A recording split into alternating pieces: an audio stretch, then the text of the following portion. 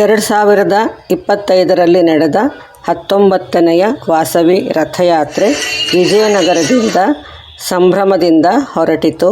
10-12 ರಥಗಳು ಸಾಲಾಗಿ ಹೊರಟಿದ್ದು ನೋಡಲು ಕಣ್ತುಂಬಿಕೊಳ್ಳಲು ತುಂಬ ಸುಂದರವಾಗಿತ್ತು.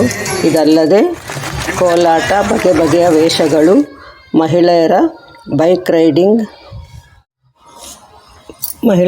ರೈಡಿಂಗ್ ಜೊತೆಗೆ ವೇದಿಕೆಯ ಮೇಲಿನ ದೃಶ್ಯಗಳು, ಅವಳಿ ಜವಳಿ ಮಕ್ಕಳ ಸಂಭ್ರಮ, ನೃತ್ಯ ಮುಂತಾದವು ಎಲ್ಲರಿಗೂ ರಸದೂಟವಾಯಿತು.